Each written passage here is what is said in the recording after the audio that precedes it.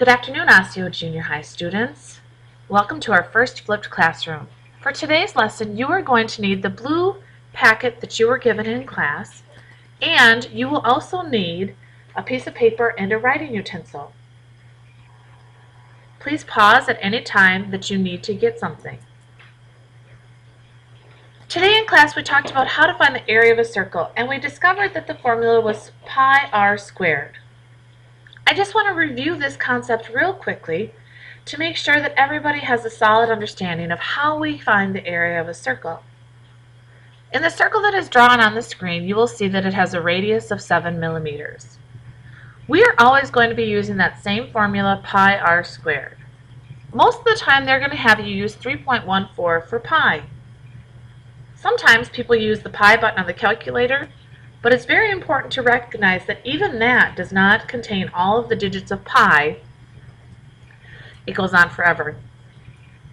So you'll see that I wrote down the formula, then I substituted my numbers in that worked for this circle, and I got an area of 153.86 millimeters squared. This formula will be very helpful as we look at this next problem. The type of problem that we are going to see here is one that you might encounter on the MCAs. Our question is, what is the area of the yellow sector? And you are given the radius, which is 10 centimeters, and then just the blue part, which is 12.56 centimeters. I want you to take a moment to think about how you would figure out how much of the circle is yellow. And of course, we would not use the strategy that shall not be named. Please pause the video and think about how you would figure that out for a few moments. One of the things that we know is that we can find both the area and the circumference using that radius of 10 centimeters. But what are we going to do with this information? What I did was I found the circumference of the circle. We touched on that today in class. The formula to find the circumference of a circle is 2 times pi times the radius. You'll see that I substituted in my values, and I found that the entire circumference is all the way around is 62.8 centimeters. But I'm not using that whole circle. I'm using 12.56 of it.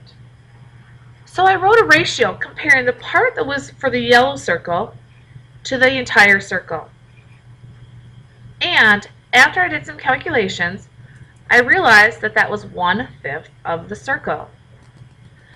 So if the 12.56 represents 1/5 of the circle, then that sector must be 1/5 of the entire circle.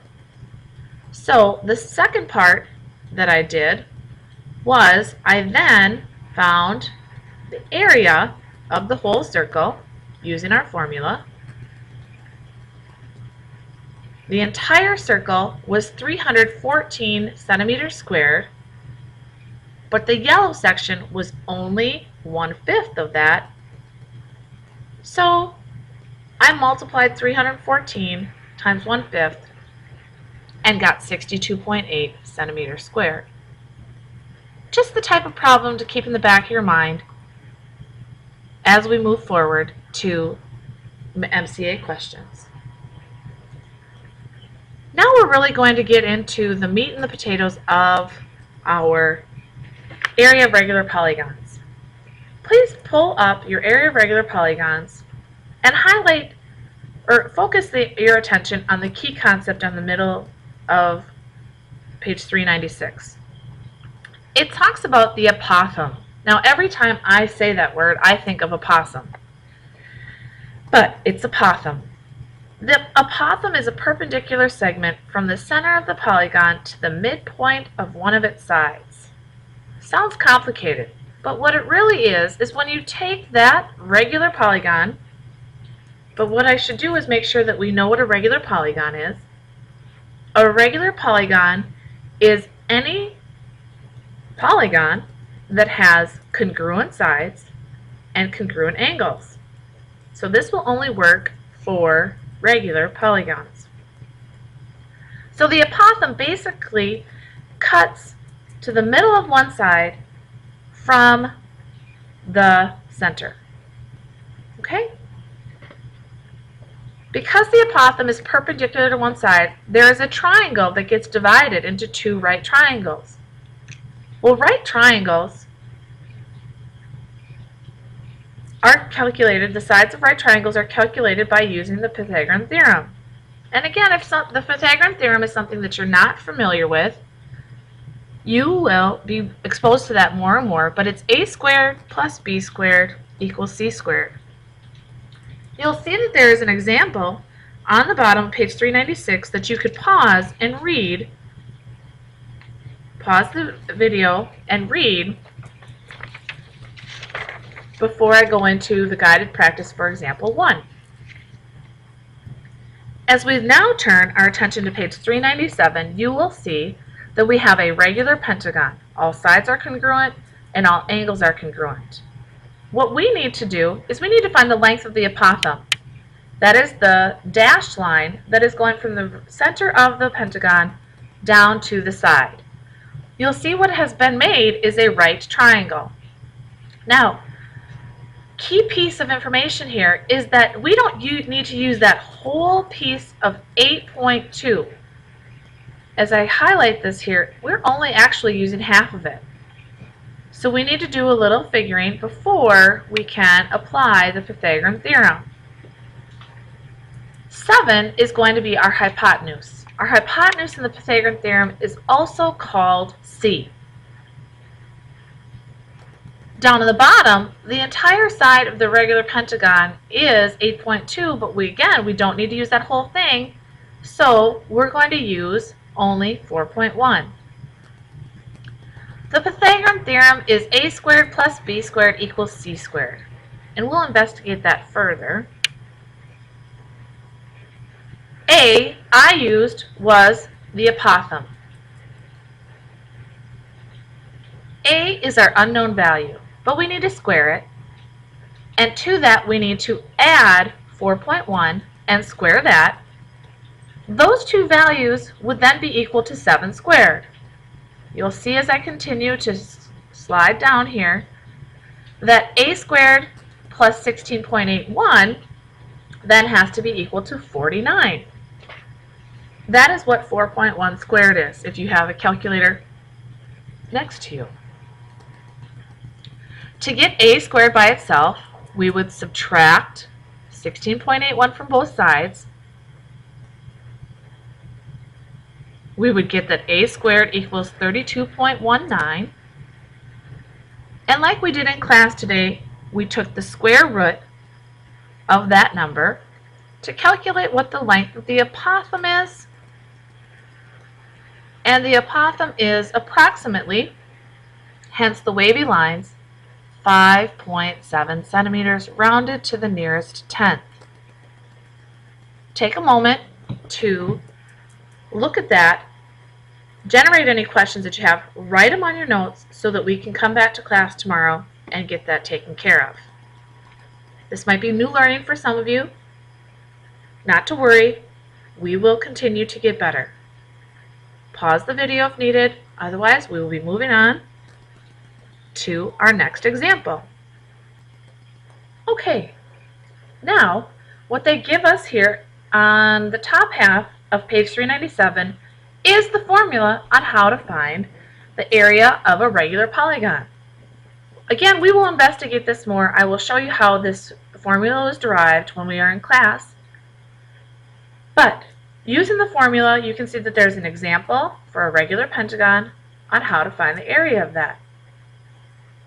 What I'd like for you to do is draw your attention to guided practice for example 2, which talks about a regular decagon. And we need to find the area of that. So we're going to use the formula.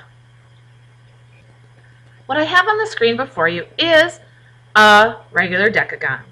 The apothem I've drawn in for you. Again, notice how it comes in between the side that is 4 feet long, 4.5 feet. So what we're going to do is use the formula 1/2 times the apothem times the perimeter. We're going to have to do a little work here over on the side, and we need to figure out what the perimeter is. The perimeter is going to be 4.5 times the number of sides. Well, that's 10. The perimeter then is 45. That's the number that we're going to use in our formula for the perimeter. Now that we have the perimeter, we can go back to our formula to find the area of a regular polygon, in this case a decagon. That 1/2 is a standard number that we keep in there. The apothem is given to us, which is nice, so we don't have to use the Pythagorean theorem. The apothem is 7. And the perimeter we calculated over here is 45. So then we grab our calculator, multiply those three together, and we get, ta-da! Area equals 157.5 feet squared. That ta-da reminded me of the magic word, and it's actually going to be more than one word. The magic words for this session is Wizard of Oz, my favorite. We're almost there, kiddos. After we use the formula, we can also use it to work backwards. You'll see that there's example 3 here. You can read through that so that you are prepared as we move on to guided practice for example 3. So pause if needed, and when you're ready, let's take a look at guided practice for example 3. We know that the area of a regular octagon is approximately 331 square feet. The apothem is given to us. Again, nice because we don't have to use the Pythagorean theorem. But now we need to find the perimeter of the octagon, and we need to find the length of each side. So, since our formula is written as area equals half the apothem times the perimeter, we are going to substitute in what we know, and it's going to look a little bit different. We're going to put in that 331 equals 1/2 times 10 times the perimeter. Well, this isn't looking so bad. We know that half of 10 is 5, so 331 is equal to 5 times the perimeter. Divide both sides by 5, and we get that the perimeter is 66.2 feet. That's the first question. The second question, and we're really on easy street now, is to find the length of each side. Okay, well, all the way around the octagon is 66.2 feet, so what about those side lengths? We're going to take and divide that total perimeter by 8, because there are 8 sides in an octagon. Turns out then it's 8.3 feet, and we are all set. I know some of you may have some questions, and of course I will answer those tomorrow, but I wanted to give you quick exposure to it. 14 minutes, and we'll be ready to rock and roll with this tomorrow. Have a great night.